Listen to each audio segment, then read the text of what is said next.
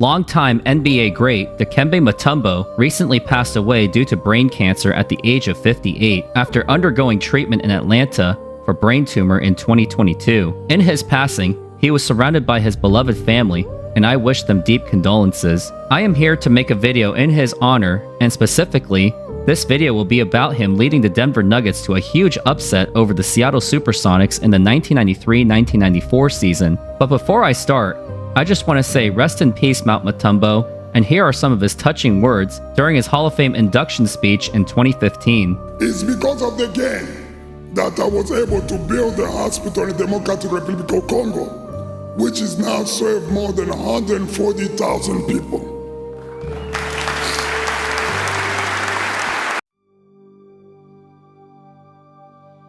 In the 1990-1991 season, the Denver Nuggets struggled under new head coach Paul Westhead with a 20-62 record, rebuilding away from the solid contending years by scoring machine Alex English and head coach Doug Moe.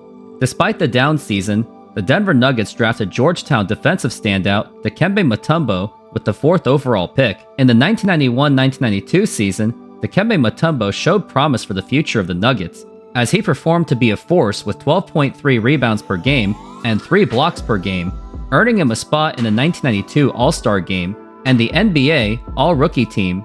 Although Mutombo performed well in his rookie season, the Nuggets still struggled to a 24-58 record, leading to the firing of Paul Westhead and the hiring of former Nuggets player Dan Issel as their new head coach. In the 1992 NBA Draft, the Nuggets held the 5th overall pick and used that pick on power forward LaFonso Ellis. They also traded for athletic point guard Robert Pack to add depth to their backcourt, along with the rising Mahmoud Abdul-Rauf, who won Most Improved Player in the 1991-1992 NBA season, and solid shooting guard Reggie Williams. These additions helped the Nuggets improve to a 36-46 record, making them a possible team of the future in the Western Conference. Following an improved 1993 season, the Denver Nuggets added more by drafting Rodney Rogers in the 1st round and traded for former 1st-round pick Brian Williams, who would be later known as Bison Dele, to add depth to their front court along with Dikembe Mutombo and LaFonso Ellis. In the 1993-1994 season, the Denver Nuggets improved to a 42-40 record, clinching the 8th seed for the Western Conference playoffs. Standout performances included Mutombo with his 4.1 blocks per game, leading the NBA, solid play out of power forward LaFonso Ellis, Robert Pack providing scoring and his athleticism where he actually performed in the 1994 dunk contest, and Mahmoud Abdul-Rauf leading the team in scoring. Although the Nuggets made it to the playoffs for the first time since 1990, they would have to go up against the top-seeded Seattle Supersonics, who were just one game away from reaching the NBA Finals in 1993. And this team was stacked with a great head coach in George Karl, Gary Payton and Shawn Kemp as their main stars, and solid role players in Detlef Schrempf, Sam Perkins, Nate McMillan, and Kendall Gill. The Sonics would make quick work of the Nuggets, winning their first 2 games of the series, and they needed just one more to advance to the next round of the playoffs. I heard in the background, sweep, sweep, sweep. Did you hear that? Oh yeah, we hear the sweep, but you know, in the playoffs, you got to take one game at a time. If we can go to Denver and sweep and get some reps, The Nuggets responded with a Game 3 blowout victory over the Sonics behind this amazing dunk by Robert Pack over Shawn Kemp. And still blocked the shot. Now a little more of that aggressive defense in Seattle, and Robert Pack dribbles right through. And Reggie Williams scoring 31 points. Corner, Reggie Williams, another 3! What is going on here in Denver? To add more, Mutombo blocked 6 shots, which contributed to Shawn Kemp struggling throughout the game, scoring 3 of 11. In Game 4, the Sonics controlled most of the game, maintaining a 63-58 lead going into the 4th quarter, and the Sonics held a 3-point lead with less than a minute to go. They had an opportunity to ice the game with Shawn Kemp at the free throw line, but he would miss both free throws, giving Denver a chance to tie the game. Defense pushing the Nuggets. This is the 3 and the tie! Despite that, the Sonics still had a chance to win the game with plenty of time left, but Gary Payton turned the ball over to Robert Pack and nearly won the Nuggets the game. With all that, the game would have to be settled in overtime.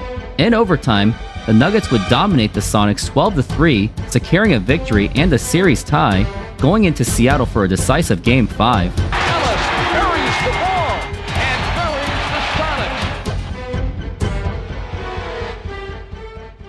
With the Sonics and Nuggets squaring off for a decisive Game 5, all the pressure was on the Sonics because if they lose this game, they would become the first top-seeded team in NBA history to lose to a number 8 seed. The game would remain as a standstill, with the Nuggets answering everything the Sonics scored on them. Later in the fourth quarter, with seconds left, the Nuggets held a 2-point lead, and the Sonics would tie the game, forcing overtime. The Sonics had a chance to put the Nuggets away in overtime, but the Nuggets would outplay them, and they would win the game and the series as the first 8 seed to defeat a number 1 seed in NBA history. Mutombo embraces the ball and the unlikely upset, one of the great upsets in NBA playoff history.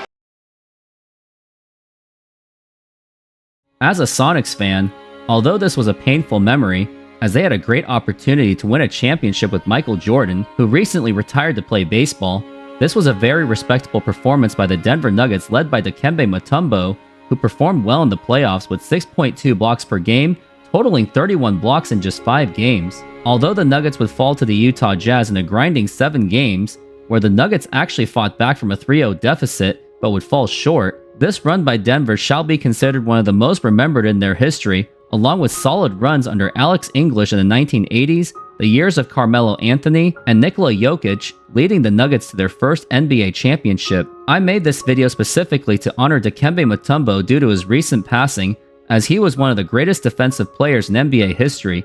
His signature finger waving after blocking shots, that's a 5th floor problem. Not in my house.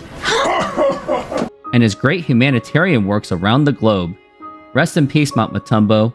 We will miss you all.